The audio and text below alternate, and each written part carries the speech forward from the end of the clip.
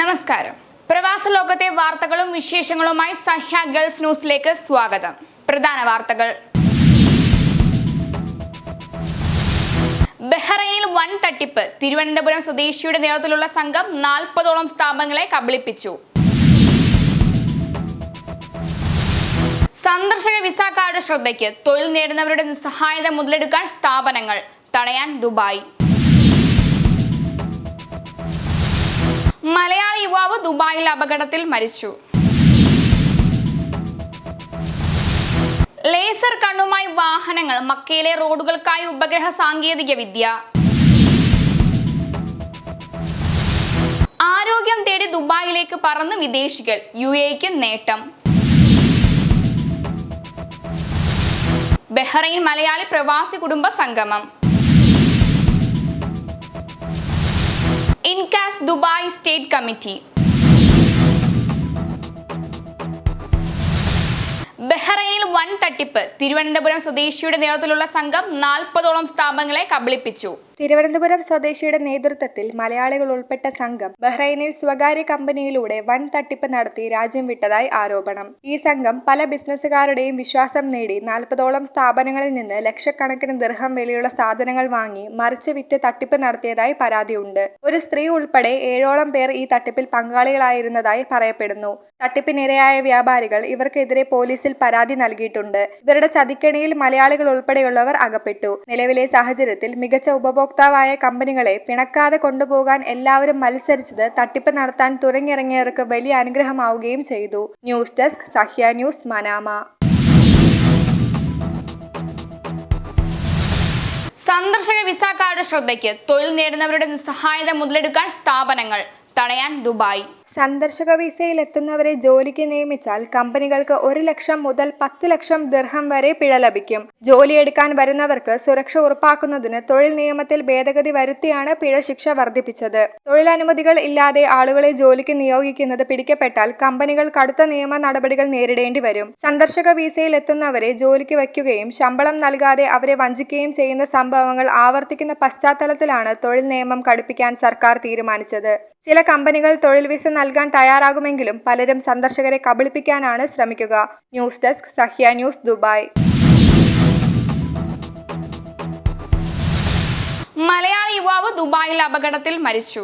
ദുബായിലുണ്ടായ വാഹനാപകടത്തിൽ എത്തായി സെന്ററിന് കിഴക്ക് ചക്കാമഠത്തിൽ ഷൈജുവിന്റെ മകൻ പ്രണവ് മരിച്ചു. സംസ്കാരം 21-ന് 10:30. അമ്മ ശ്രീവത്സ, സഹോദരി Sheetal. News desk Sahya news, Dubai. Laser കണ്ണുമായി വാഹനങ്ങൾ. മക്കയിലെ റോഡുകൾക്കായി ഉപഗ്രഹ സാങ്കേതിക വിദ്യ. മക്കയിലെ റോഡുകളുടെ ഗുണനിലവാരം ഉറപ്പാക്കാൻ പുത്തൻ സാങ്കേതിക വിദ്യ. സാറ്റലൈറ്റും ഡിജിറ്റൽ ടെക്നോളജിയും ഉപയോഗിച്ച് റോഡുകളിലെ അപാകതകൾ നേരത്തെ കണ്ടെത്തി അറ്റകുറ്റപ്പണികൾ നടത്തുന്നതിലൂടെ യാത്രക്കാർക്ക് സുരക്ഷിതവും വേഗതയേറിയതുമായ യാത്ര ഉറപ്പാക്കുകയാണ് ലക്ഷ്യം. ഈ പുതിയ സംവിധാനത്തിന്റെ പ്രധാന നേട്ടം റോഡിലെ അപാകതകൾ നേരത്തെ കണ്ടെത്താൻ സാധിക്കുമെന്നതാണ്. റോഡുകളുടെ പ്രവർത്തനം തടസ്സപ്പെടുത്താതെ തന്നെ പുതിയ സംവിധാനത്തിലൂടെ വിവരശേഖരണം സാധ്യമാവുമെന്നും അധികൃതർ അറിയിച്ചു. News desk Sahya news, Makkah. ആരോഗ്യം തേടി ദുബായിലേക്ക് പറന്ന് വിദേശികൾ. UAEക്ക് നേട്ടം. ആരോഗ്യ ടൂറിസത്തിന്റെ ഭാഗമായി കഴിഞ്ഞ വർഷം 6.91 ലക്ഷം സന്ദർശകർ ദുബായിൽ എത്തിയതായി ഹെൽത്ത് അതോറിറ്റിയുടെ റിപ്പോർട്ട്. ഇവരെല്ലാം ചേർന്ന് ആരോഗ്യ മേഖലയിൽ ചെലവഴിച്ചത് 103 കോടി ദിർഹമാണ്.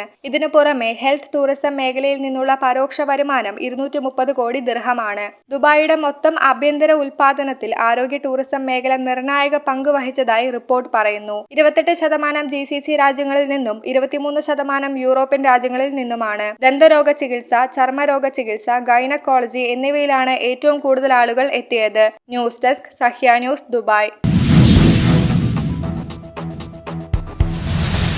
ബഹ്റൈൻ മലയാളി പ്രവാസി കുടുംബ സംഗമം. നാടിനെ ഏകീകരിക്കാൻ സാഹിത്യത്തിനും കലയ്ക്കും കഴിയുമെന്നും രാജ്യത്തെ സാമ്പത്തികമായി മുന്നോട്ട് നയിക്കുന്നതിൽ പ്രവാസികളുടെ പങ്ക് വലുതാണെന്നും ഗോവ ഗവർണർ PS ശ്രീധരൻപിള്ള പറഞ്ഞു. ബഹ്റൈൻ കേരളീയ സമാജത്തിന്റെ നേതൃത്വത്തിൽ നടത്തിയ ഹാർമണി ബഹ്റൈൻ മലയാളി പ്രവാസി കുടുംബ സംഗമത്തിൽ പ്രസംഗിക്കുകയായിരുന്നു അദ്ദേഹം. തുടർന്ന് മജീഷ്യൻ സാമ്രാജിന്റെ മാജിക് ഷോയും നടന്നു. ബഹ്റൈൻ മലയാളി പ്രവാസി അസോസിയേഷന്റെ സഹകരണത്തോടെ നടത്തിയ സംഗമത്തിൽ 700ഓളം പേർ പങ്കെടുത്തു. News desk Sahya news, Bahrain.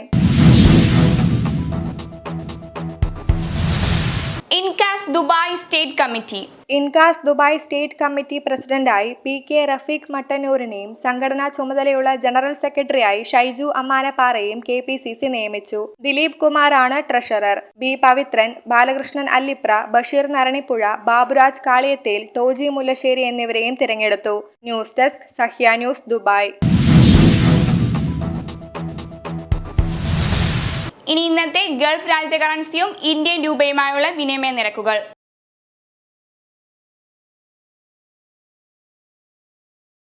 ഇന്നത്തെ ഗൾഫ് ന്യൂസ് ഇവിടെ പൂർണ്ണമാകുന്നു. ഗൾഫ് ന്യൂസ് വീണ്ടും നാളെ ഇതേ സമയം. നന്ദി, നമസ്കാരം.